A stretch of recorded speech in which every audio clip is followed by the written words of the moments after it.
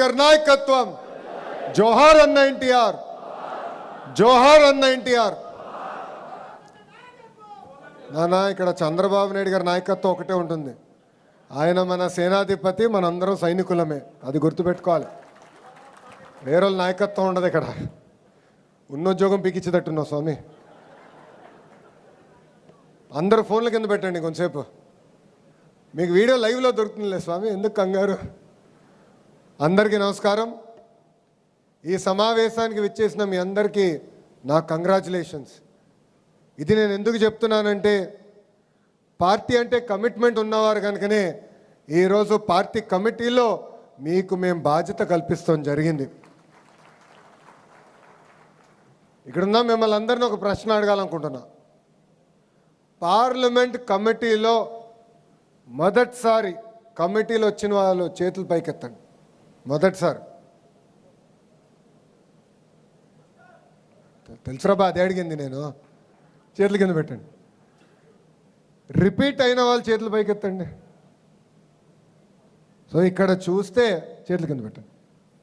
ఇక్కడ మీరు చూస్తే 83% మంది ఈరోజు పార్లమెంట్ కమిటీలో కొత్త వారు వస్తాం జరిగింది. నేను అనేక సార్లు చెప్పాను, సీనియర్ని జూనియర్ని నేను సమానం గౌరవిస్తా, పనిచేసే వాళ్ళని నేను ప్రోత్సహిస్తానని చెప్తాం జరిగింది. దానికి ఈరోజు మీరు ఒక ఉదాహరణ. దేశంలో అనేక ప్రాంతీయ పార్టీలు ఉంటాయి. ఆ ప్రాంతీయ పార్టీలు ఒకసారి ప్రతిపక్షంలోకి వస్తే ఎలాంటి ఇబ్బందులు ఎదుర్కొంటాయో మనందరం చూస్తాం జరిగింది. నేను ఎన్నోసార్లు చెప్పా, విశ్వవిఖ్యాత నట సార్వభౌమ స్వర్గీయ శ్రీ నందమూరి తారక రామారావు గారు ఏ ముహూర్తంలో ఈ పార్టీ స్థాపించారో నాకు తెలియదు, కానీ భారతదేశంలో ఏ పార్టీకి లేని కార్యకర్తలు ఒక తెలుగుదేశం పార్టీకే సొంతం అవుతారు. మన బలం బలగం మన కార్యకర్తలు. మన ఆనాడు చూసాం, ఒక పుంగనూరు నియోజకవర్గంలో ఒక తాత నామినేషన్ వేసేదానికి వెళ్తే ఆ పత్రాలు లాక్కునేదానికి ఆనాటి పాలకులు ప్రయత్నించారు. మీసాలు మెలేసి తొడగొట్టి రా బిడ్డ రా అన్న అంజిరెడ్డి తాతనే నాకు స్ఫూర్తి. మంజుల గారిని చూసాం, మాచర్ల నియోజకవర్గంలో ఆమె పోలింగ్ బూత్ దగ్గర కూర్చున్నారు. వైకాపా నాయకులు ఆనాడు ఆమె పైన దాడి చేసి రక్తం కారుతున్నా కూడా చివరి ఓటు పడిన తర్వాతనే ఆమె ఆసుపత్రికి వెళ్ళింది. పక్కనే విజయవాడలో చూసాం, కొంతమంది రౌడీలు మన గాంధీ గారి పైన దాడి చేసి ఆయన కంటి చూపు పోయినా జై తెలుగుదేశం అని నిలబడ్డారు. పల్నాడులో చూసాం, తోట చంద్రయ్యని చూసాం, మెడపై కత్తి పెట్టి వాళ్ళ నాయకుడు పార్టీకి జై చెప్పమంటే జై చంద్రబాబు జై తెలుగుదేశం అని ప్రాణాలు కోల్పోయారు. ఇది మనందరం గుర్తుపెట్టుకోవాల్సిన అవసరం ఉంది. మడమ తిప్పుతాం, మాట మార్చుతాం, మన బ్లడ్లోనే లేదు. ఈరోజు సంక్షేమ కార్యక్రమాలే దేశానికి పరిచయం చేసింది తెలుగుదేశం పార్టీ. 1983 నుంచి మన అద్భుతమైన సంక్షేమ కార్యక్రమాలు చేస్తున్నాం. 2 రూపాయలకి ఆనాడు కిలో బియ్యం కానీ, జనతా వస్త్రాలు కానీ, మహిళలకు ఆస్తుల్లో సమాన హక్కు కానీ, పటేల్ పట్వారీ వ్యవస్థ రద్దు చేస్తాం కానీ, ఇలా అనేక సంక్షేమ కార్యక్రమాలు అన్న ఎన్టీఆర్ తీసుకొచ్చారు. అన్న ఎన్టీఆర్ని స్ఫూర్తి తీసుకుని సంక్షేమ అభివృద్ధి జోడెద్దుల బండిగా ముందరికి నడిపిస్తున్నాడు మన నాయకుడు చంద్రబాబు నాయుడు గారు. ఈరోజు భారతదేశంలో అభివృద్ధి సంక్షేమానికి ఒక బ్రాండ్ అంబాసిడర్ ఉన్నాడంటే అది 3 అక్షరాల పేరు, ఒక సిబిఎన్ మాత్రమే. ఆయన ఎప్పుడు ఒక ట్రెండ్ సెటర్. 75 సంవత్సరాల వయసు అయినా నేను నవ్వుతా చెప్తా ఉంటా, ఆయనలో 25 సంవత్సరాల కుర్రోళ్ళు ఉన్నారని. ఒకరు కాదు, 3 ఉన్నారు ఆయనలో. ఇప్పటికీ పరిగెడతారు. జనరల్గా ఇంత కష్టపడుతున్నారు. నిన్న 26వ తారీఖు రిపబ్లిక్ డే సాయంత్రం పూట కొంచెం ఫ్రీగా ఉంటారంటే 3 రివ్యూ మీటింగ్లు పెట్టుకున్నారు. దాంట్లో ఒకటి పార్టీ మీటింగ్. అంటే ఎప్పుడూ ప్రజలకి సేవ చేయాలి, కార్యకర్తలకు అనేక పనులు చేయాలని ఆలోచించే వ్యక్తి మన నాయకుడు చంద్రబాబు నాయుడు గారు. ఆయన ముందు చూపుతో మనందరిని నడిపిస్తారు. 1995లో ఆయన ఐటీ రంగం తీసుకొస్తానంటే ఆనాటి పాలకులు ఎగతాళి చేస్తూ కంప్యూటర్ అన్నం పెడుతుందా అన్నారు. అదే పాలకులకు చెప్తున్నా, ఈరోజు వెళ్ళి ఒక్క సైబరాబాద్ని మీరు చూడండి. అంతెందుకు మీ కుటుంబంలోనే కనీసం 50% మంది ఆ ఐటీ వల్లనే బాగుపడటం కూడా జరిగింది. ఈరోజు అనేక పరిశ్రమలు ఆంధ్ర రాష్ట్రానికి వస్తున్నాయి. దానన్నిటి కారణం మన నాయకుడు చంద్రబాబు నాయుడు గారు. ఒక ఆర్సిలర్ మిత్తల్ కానివ్వండి, గూగుల్ కానివ్వండి, అదేవిధంగా మనకి కాగ్నిసెంట్ కానివ్వండి, ఇలా అనేక పరిశ్రమలు ఆంధ్ర రాష్ట్రానికే సొంతం అవుతున్నాయి. మన నాయకుడు సంక్షేమ అభివృద్ధికి బ్రాండ్ అంబాసిడర్ అవుతే ఒక టీమ్ 11 ఉందండి. టీమ్ 11. ఆ టీమ్ 11 దేనికి బ్రాండ్ అంబాసిడర్ తెలుసా? కల్తీ నెయ్యి, కోడి కత్తి, కల్తీ మద్యం. ఇది మనందరం ఒక్కసారి గుర్తుపెట్టుకోవాలని ఈ సభాముఖంగా కోరుతున్నా. వస్తున్నా, అన్నిటికి వస్తున్నా. ఎందుకు కంగారు స్వామి? సగం స్పీచ్ కూడా అవ్వలేదు. మన ఎన్నికల ముందల హామీలు ఇచ్చాం. దాంట్లో మొదటిది పెన్షన్.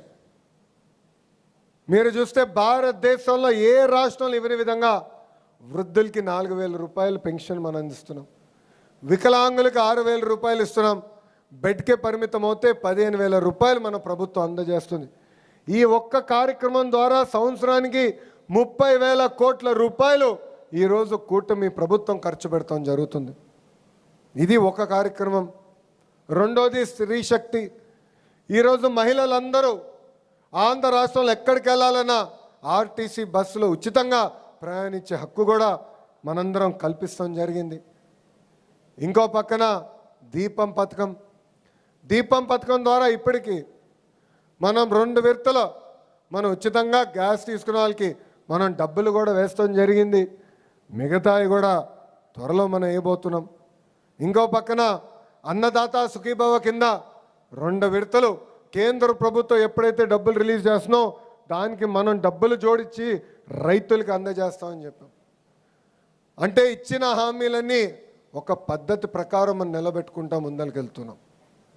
ఇంతేకాదు, యువగలం కింద 20 లక్షల ఉద్యోగాలు కల్పిస్తామని ఆనాడు మన హామీ ఇచ్చాం. మన ప్రభుత్వ అధికారంలోకి వచ్చిన 150 రోజుల్లో ప్రతిపక్ష పార్టీ 200 కేసులు వేసిన డిఎస్సి పూర్తి చేసి 16,000 మందికి మనం ఉద్యోగాలు కల్పించాం. 6,000 మంది పోలీస్ కానిస్టేబుల్ పోస్టులు మనం భర్తీ చేశాం. ఈరోజు పెద్ద ఎత్తున పెట్టుబడులు తీసుకొస్తున్నాం. భారతదేశంలో 100 రూపాయలు పెట్టుబడులు వస్తే దాంట్లో 25 రూపాయలు మన రాష్ట్రానికి ఈరోజు వస్తుంది. అంటే సంక్షేమ అభివృద్ధి 2 కలిసికట్టుగా ముందరికెళ్ళాలి. చేయాల్సి ఉంది. అన్నీ మనం చేశానని చెప్పట్లేదు. రోడ్లు కూడా మనం గుంతలు పూడ్చాం. 5 సంవత్సరాల వాళ్ళు ఒక్క గుంత పూడ్చలేదు. గుంటలు పూడ్చేదానికి 2,000 కోట్ల రూపాయలు మనకు ఖర్చు అయింది. మళ్ళీ వర్షాలు పడిన తర్వాత గుంతలు పడినాయి, అది పూర్తి చేస్తున్నాం. ఇంకా రోడ్లు వేయాల్సిన అవసరం ఉంది. మిగిలిన సంక్షేమ కార్యక్రమాలు కూడా అమలు చేయాల్సి ఉంది. కానీ మనం చేసిన కార్యక్రమాలు చెప్పుకోవాల్సిన బాధ్యత మనందరిపైన ఉంది. ఒక పెన్షనే ఉదాహరణ.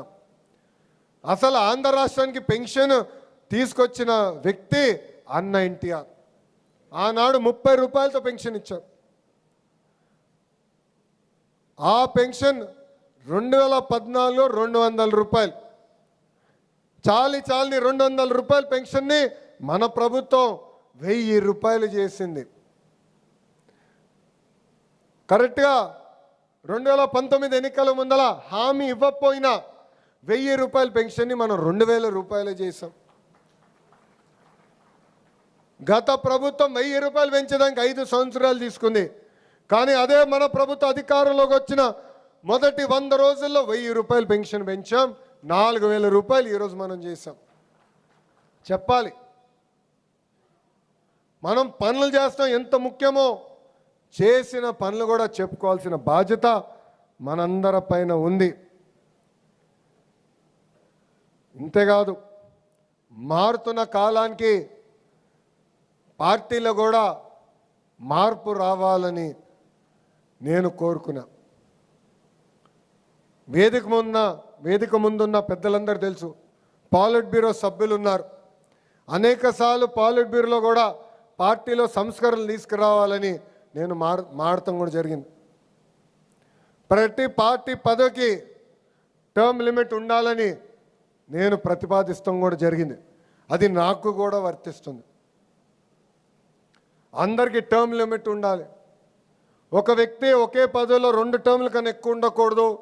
అతను ప్రమోట్ అవ్వాలి. సామాన్య గ్రామ పార్టీ అధ్యక్షుడు ఎందుకు పాలిట్ బ్యూరో వరకు రాకూడదని నేను పాలిట్ బ్యూరోలో కూడా మారటం జరిగింది.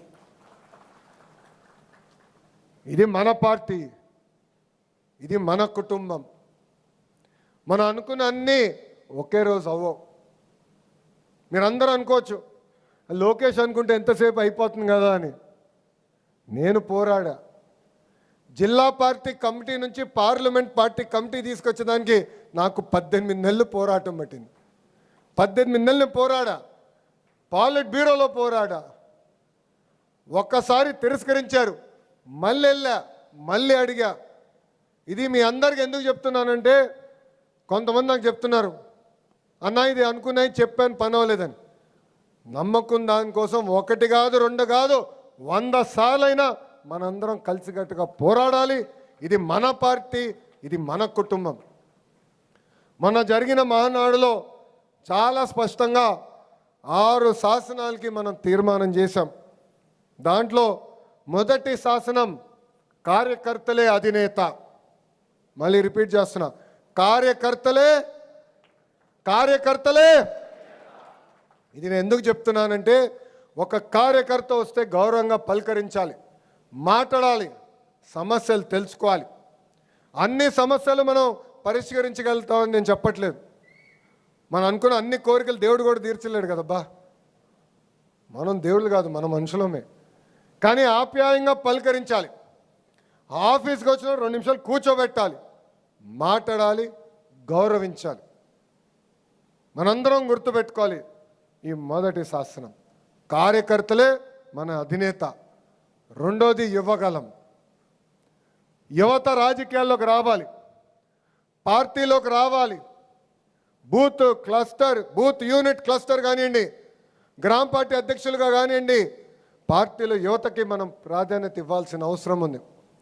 కింద నుంచి పై వరకు యువత పార్టీలో పారాల్సిన అవసరం ఉంది.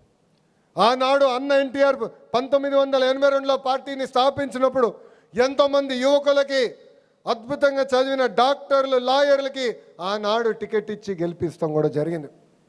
వాళ్ళు కూడా పార్టీకి అనేక సేవలు అందిస్తాం కూడా జరిగింది. నేను ఎవరిని విస్మరించట్లేదు, కానీ యువతని కూడా ప్రోత్సహించాల్సిన బాధ్యత ఇక్కడ ఉన్న మనందరిపైన ఉందని ఈ సభాముఖం తెలుపుకుంటున్నాం. మూడో శాసనం పేదల సేవల్లో సామాజిక న్యాయం. ఈరోజు మనం చేస్తున్న అనేక సంక్షేమ అభివృద్ధి కార్యక్రమాలు పేదరికం లేని సమాజం కోసం. తల్లికి వందనం కానివ్వండి, పెన్షన్ కానివ్వండి, స్త్రీ శక్తి కానివ్వండి, దీపం పథకం కానివ్వండి, ఇదంతా పేదరికం లేని సమాజం కోసం మనం చేస్తున్నాం. ఒక లక్ష్యంగా మనం పెట్టుకుని ముందరికెళ్తున్నాం. ఈరోజు బాబు గారు P4 అంటున్నారు. బంగారు కుటుంబం, వాళ్ళని ఆదుకోవాలి, మార్గదర్శులు వాళ్ళు ఆదుకుని పేదరికం నుంచి బయటికి తీసుకురావాలి. పేదరికం లేని ఆంధ్ర రాష్ట్రమే మన లక్ష్యమని ఆయన పదే చెప్తున్నారు. దానికి ఆయన దారి కూడా మనందరూ చూపిస్తున్నారు.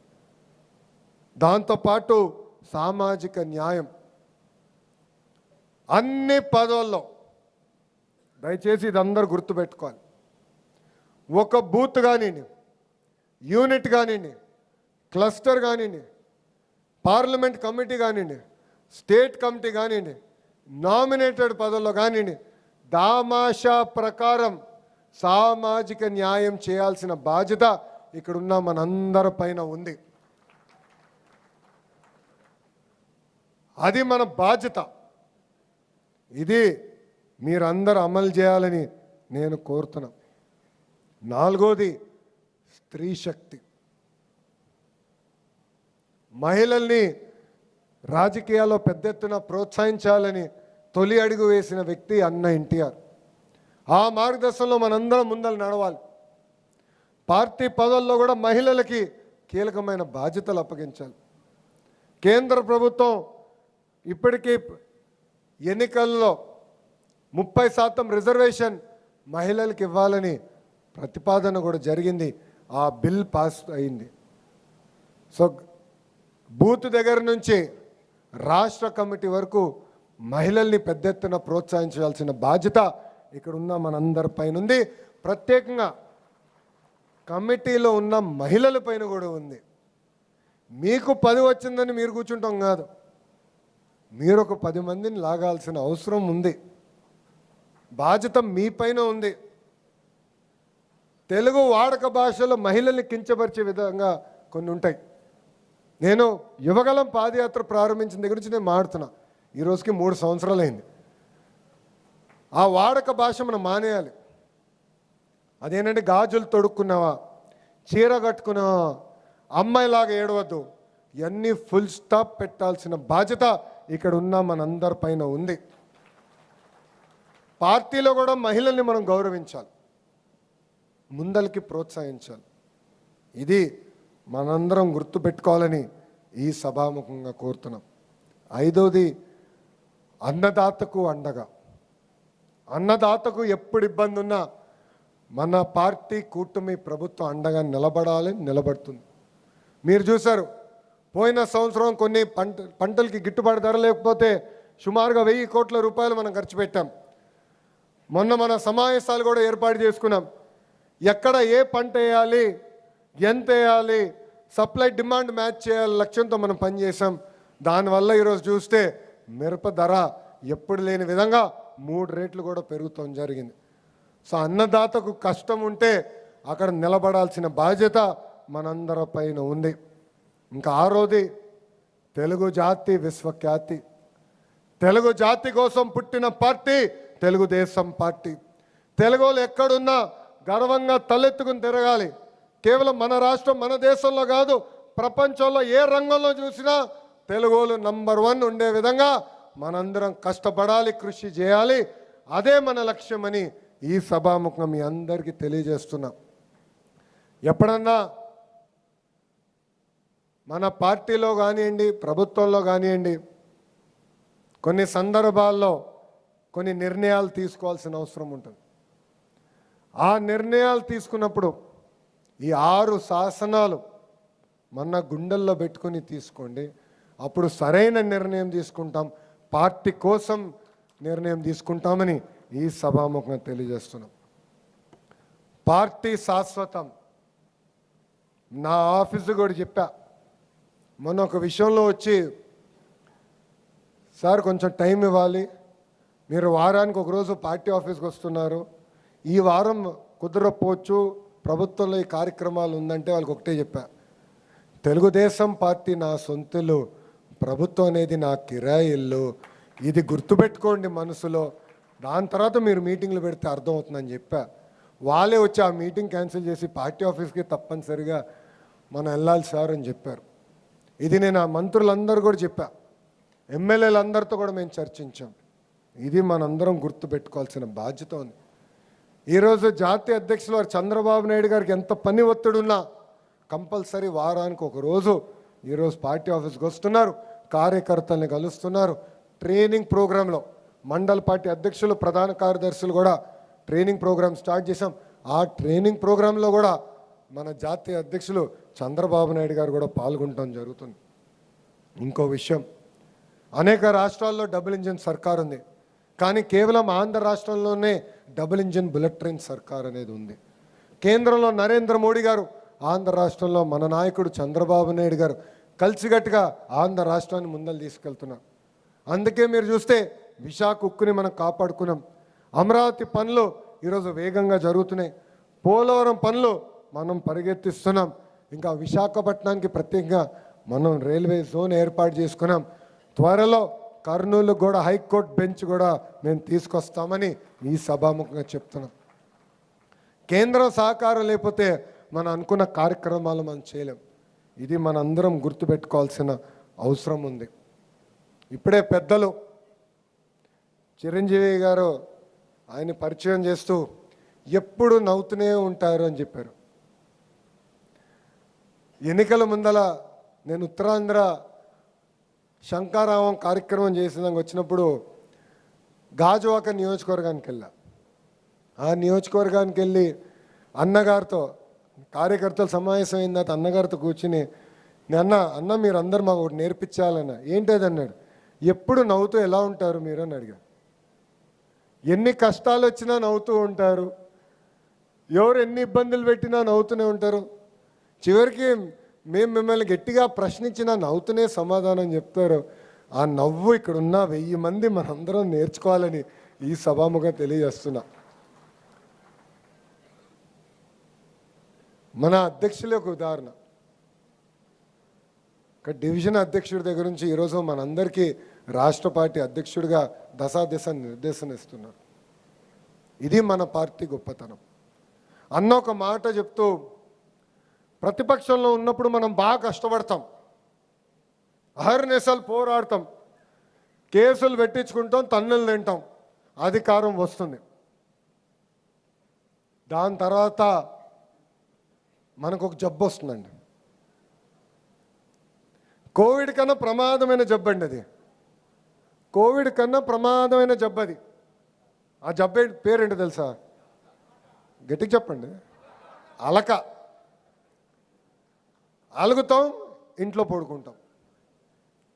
నష్టపోయేది ఎవరు? ఆంధ్ర రాష్ట్ర ప్రజలు.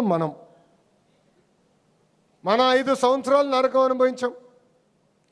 5 సంవత్సరాలు కేసులు పెట్టించుకున్నాం. ఇక్కడ ఉన్న వాళ్ళు చేతులు పైకెత్తండి. గత 5 సంవత్సరాల్లో ఎవరిపైన అయితే కేసులు పడినాయి ఒకసారి చేతులు పైకెత్తండి. సగం పైన ఉన్నారు, చేతుల కింద పెట్టండి.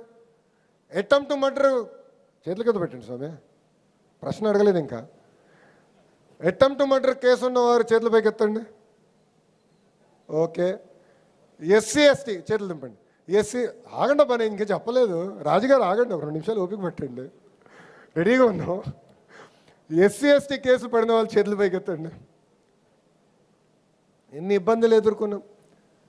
రాజుగారు ఎంఎస్ రాజుగారి పైన, మన హోంమంత్రి అనిత గారి పైన, ఆనాడు దళితులకు జరుగుతున్న అన్యాయం పైన పోరాడినందుకు వాళ్ళపైనే ఎస్సీ ఎస్టీ కేసులు పెట్టే రోజులు. ఎంత అన్యాయం చూడండి. అంటే అలక వల్ల మనం ఎంత నష్టపోతామో మనందరూ ఒక్కసారి గుర్తుపెట్టుకోవాలి. సో అలిగేదానికి లేదు. ఇది మన పార్టీ. మనం అనుకున్నన్ని జరగపోవచ్చు, కానీ పోరాడాలి. నేను ఇప్పుడు కూడా పోరాడతాను. పెద్దలు తెలుసు పల్లా గారికి, అహర్నిశలు పార్టీలో పోరాడతా, మార్పు తీసుకొచ్చడానికి పోరాడతా. నేను ఏది వదిలిపెట్టాను. అట్లనే మీరు మాట్లాడాలి, 4 గోడల మధ్యలో డిస్కషన్ జరగాలి. బయటికి వెళ్ళినప్పుడు ఒకే నినాదం పైన ఉండాలి, అది జై తెలుగుదేశం, చంద్రబాబు నాయుడు గారి నాయకత్వం వర్ధిల్లాలి. మనం చూసాం గుజరాత్లో 30 ఏళ్ళు ఒకే ప్రభుత్వం నడుస్తుంది, మధ్యప్రదేశ్లో ఒకే ప్రభుత్వం నడుస్తుంది, ఒరిస్సాలో కూడా మొన్నటి వరకు ఒకే ప్రభుత్వం నడిచింది. ఎంత అద్భుతంగా అభివృద్ధి చేసుకుని వాళ్ళు ముందరికి వెళ్తున్నారు. ఇది నాకు అన్న సమానమైన పవనన్న కూడా పదే చెప్తున్నారు. కనీసం 15 సంవత్సరాలు కూటమి ప్రభుత్వ అధికారులు ఉండాలి, కలిసికట్టుగా మన రాష్ట్రాన్ని అభివృద్ధి చేసుకోవాలని ఆయన కూడా చెప్తున్నారు. కలిసికట్టుగా 3 పార్టీలు మనందరం ముందరికి వెళ్ళాలని ఈ సభాముఖంగా కోరుతున్నాం. కూటమి అన్నప్పుడు 3 పార్టీల కలయిక. తెలుగుదేశం పార్టీ ఉంది, జనసేన పార్టీ ఉంది, భారతీయ జనతా పార్టీ ఉంది. ఈ కలయిక అన్నప్పుడు చిన్న సమస్యలు ఉంటాయి, విభేదాలు వస్తాయి, కాదు నేను అనట్లా. ఇంట్లో మేము 5గురం, చిన్న విభేదాలు మాకు ఉంటాయండి, లేకుండా పోవు. కానీ పెద్దరికంగా బాధ్యత చంద్రబాబు నాయుడు గారు తీసుకుని అందరినీ కూర్చోబెట్టి సమస్యను పరిష్కరిస్తారు. మళ్ళీ నిర్ణయం తీసుకుంటే ఆ ఇంట్లో కూడా మేము ఎవరో మాట్లాడం. అదేవిధంగా ఇక్కడున్న పార్లమెంట్ పార్టీ అధ్యక్షులు ఉన్నారు, పార్లమెంట్ ప్రధాన కార్యదర్శులు ఉన్నారు. మీ పైన బాధ్యత ఉంది. కూటమిలో వస్తున్న చిన్న సమస్యలు విభేదాలు ఏమున్నా కూడా వాళ్ళ పార్టీ నాయకుల్ని పిలవాలి, కూర్చోబెట్టాలి, ఆ సమస్యలు మీరు పరిష్కరించాలి. మీరు చేయని అంటే మీతో కొన్ని సమస్యలు అన్నీ మీరు చేయలేకపోవచ్చు. జోనల్ కోఆర్డినేటర్ ఉన్నారు, రాష్ట్ర పార్టీ అధ్యక్షులు ఉన్నారు, దాని తర్వాత నేను కూడా ఇన్వాల్వ్ అవుతా. కానీ మనకి విడాకులు లేవు, క్రాస్ ఫైర్ లేవు, కలిసికట్టుగా ముందరికి వెళ్ళాలని ఈ సభాముఖం ఇక్కడ ఉన్న మిమ్మల్ని అందరు నేను కోరుతున్నాం. మనందరం కూడా అప్రమత్తంగా ఉండాలి.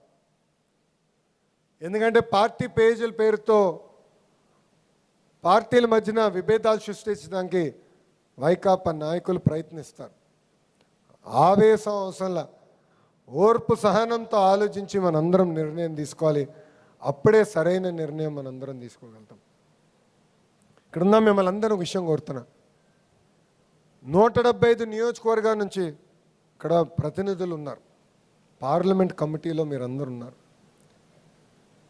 మీ నియోజకవర్గంలో ఏమైనా సమస్య ఉంటే కంపల్సరీగా గ్రామ పార్టీ అధ్యక్షుడి పైన బాధ్యత ఉంది, క్లస్టర్ యూనిట్ బూత్ పైన బాధ్యత ఉంది, మండల పార్టీ అధ్యక్షుల పైన బాధ్యత ఉంది, నియోజకవర్గంలో ఎమ్మెల్యే కానీ ఇన్ఛార్జ్ పైన బాధ్యత ఉంది. వాళ్ళతో అవ్వకపోతే పార్లమెంట్ పార్టీ అధ్యక్షుల పైన బాధ్యత ఉంది. వాళ్ళు సమస్యలు పరిష్కరించాలి. నేను మీకోసం పనిచేసానికి సిద్ధంగా ఉన్నా, చేయను నేను అనట్లా. కానీ ఈ మధ్య నేను ఒక కొత్త ట్రెండ్ కనపడుతుంది. వ్యవస్థలో పనిచేస్తాం మానేసి వ్యక్తులపైన ఆధారపడుతున్నాం. దానివల్ల నష్టపోతుంది మన పార్టీ. ఈ భూమిపైన మనందరం శాశ్వతం కాదండి. ఈ భూమిపైన లోకేష్ శాశ్వతం కాదు. తెలుగుదేశం పార్టీ అనేది శాశ్వతం. ఒక వ్యవస్థ కింద మనందరం నడవాల్సిన అవసరం ఉంది.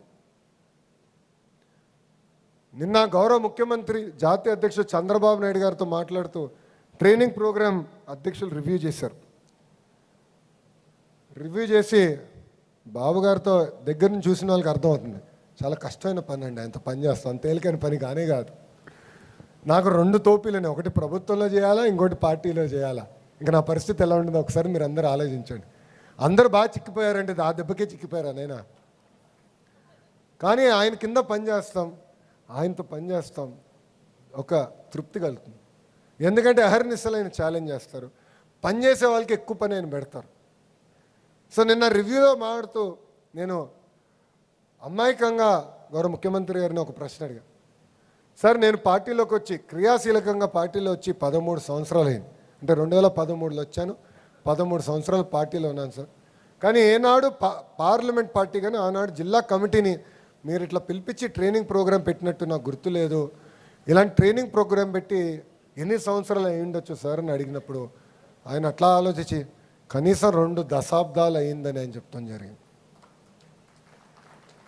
ఎందుకు మీ అందరికీ చెప్తున్నానంటే పార్టీ వ్యవస్థని బలోపేతం చేసేదానికే మేము అందరం ఇక్కడ ఉన్నాం. ఇక్కడ చాలామంది నన్ను కలిసినప్పుడు, ఫోటోలు దిగినప్పుడు ఒక 5 సెకండ్లో, ఒక 20 సెకండ్లు, 30 సెకండ్లు మీ సమస్య కూడా నాకు చెప్పారు. దాంట్లో ఎక్కువ శాతం మంది నాకు చెప్పింది కూడా, కొంతమంది అధికారులు మేము కలిసినప్పుడు వాళ్ళు సరిగ్గా మమ్మల్ని గౌరవించట్లేదు, మేము చెప్పింది సరిగ్గా చేయట్లేదు, ఇచ్చింది తీసుకోమనండి, మెరిట్ ఉంటే చేయొచ్చు, లేకపోతే పర్వాలేదని చెప్తాం జరిగింది. అలాంటివన్నీ కరెక్ట్ చేసేదానికే పార్టీ వ్యవస్థని బలోపేతం చేసి ఆ వ్యవస్థని కూడా నడిపించే బాధ్యత మేము తీసుకుంటామని ఈ సభాముఖం నేను హామీ ఇస్తున్నాం. ఈరోజు మండల్ పార్టీ అధ్యక్షులు, ప్రధాన కార్యదర్శులు ట్రైనింగ్ ఇస్తున్నాం. క్లస్టర్ యూనిట్ కూడా ట్రైనింగ్ ఈ కార్యాలయంకే పిలుస్తాం. బూత్కి వచ్చే గల విశాఖపట్నంలో ఒక రీజనల్ సెంటర్, అమరావతిలో ఒక రీజనల్ సెంటర్, అదేవిధంగా తిరుపతిలో ఒక రీజనల్ సెంటర్ ఏర్పాటు చేసి అక్కడ ట్రైనింగ్ మేము అందజేస్తాం. ఇది నిరంతర ప్రక్రియ. మీరే చూస్తారు, ఈరోజు ఇంత పెద్ద కార్యాలయం మన అధ్యక్షుల వారు మనకు కడతాం జరిగింది. భారతదేశంలో భారతీయ జనతా పార్టీ తర్వాత ఇంత పెద్ద కార్యాలయం ఉందంటే అది కేవలం ఒక తెలుగుదేశం పార్టీకి ఉంది. 2,50,000 స్క్వేర్ ఫీట్ అండి ఇది. చిరంజీవి గారు మనం అంటున్నారు, సార్ బిల్డింగ్ చిన్నగా ఉంది, ట్రైనింగ్ ఇక్కడ చేయగలుగుతామా అంటే నేను అవుతాను, ఇక్కడ చేయలేకపోతే ఇంకెక్కడ చేయలేం గురువుగారు మనం. దీనికన్నా పెద్ద కార్యాలయం ఉండదు.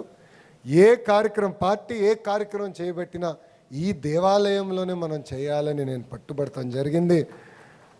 పార్టీ వ్యవస్థని బలోపేతం చేయాలనే లక్ష్యంతో ఒక కార్యకర్తగా నేను పనిచేస్తున్నా. పాదయాత్రలో ఇక్కడ ఉన్న చాలామంది నన్ను కలిశారు. ఆనాడు మీరు ఒకటే చెప్పారు, అయా కష్టపడింది ఫోటోలు దిగే వాళ్ళకి రెండింటి మధ్యలో మీరు గుర్తించాలి, కష్టపడిన వాళ్ళనే ప్రోత్సహించాలని ఆనాడు చెప్పారు. టెక్నాలజీ ప్లాట్ఫామ్ తీసుకొచ్చాం. ఆనాడు మీరందరూ తిట్టుకున్నారు, ఈ ఓటీపీ ఏంటి, గొడవ ఏంటి, ఫోటోలు ఏంటని మీరు తిట్టుకున్నారు. ఈరోజు అది ఆధారంగా తీసుకునే ఈరోజు పార్టీ పదవులు కానివ్వండి, నామినేటెడ్ పోస్టులు ఇస్తున్నాం.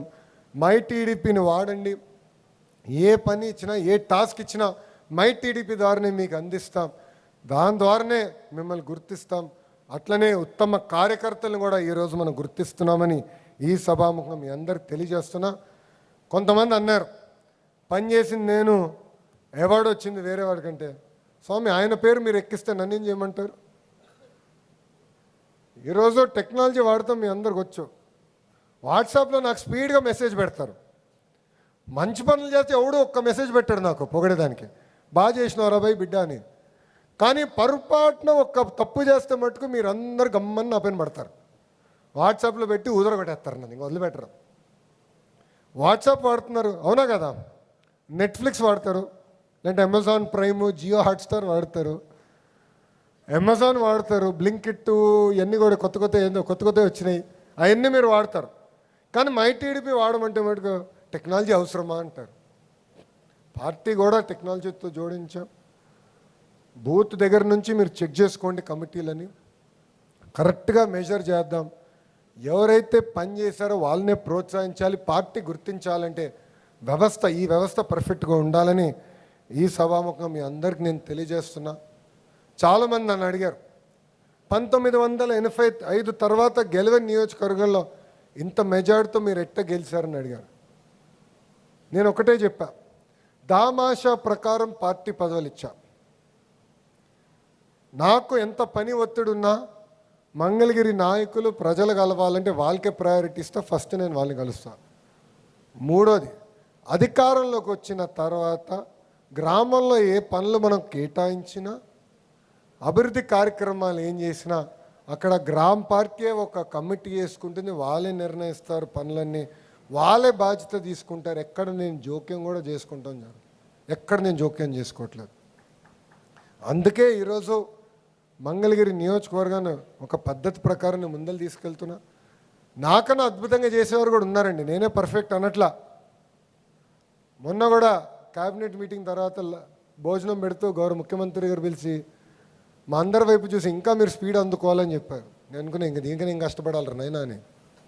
అప్పుడు నిమ్మల రామారెడ్డి గారి వైపు చూపించి చూడు ఎంత కష్టపడుతున్నాడు నిమ్మల రామారెడ్డి అంటే, సార్కి మేము అందరం దండం పెట్టి, సార్ ఫస్ట్ పొజిషన్ మేము వదిలేసుకున్నాం సార్, నిమ్మల రామారెడ్డి లాగా మేము పని చేయలేము సార్, మమ్మల్ని వదిలేసేయండి, పోటీ రెండో పొజిషన్ నుంచి మేము అందరం పడతాం, కానీ రామన్ లాగా మేము కష్టపడలేమని చెప్పా. చూడండి ఎంత కష్టపడతాడు. మంత్రి అయినా కూడా ఎంత కష్టపడతారో చూడండి. వాస్తవంగా నేను అవుతా అంట, అన్న ప్రతిపక్షంలోకి వచ్చిన తర్వాత మేము అందరూ రంగు వస్తాం, మీరు ప్రతిపక్షంలోకి వచ్చిన తర్వాత రంగు తగ్గారు ఏంటి అని అడుగుతా. ఆయన ఎంత కష్టపడతారో ఆలోచించండి.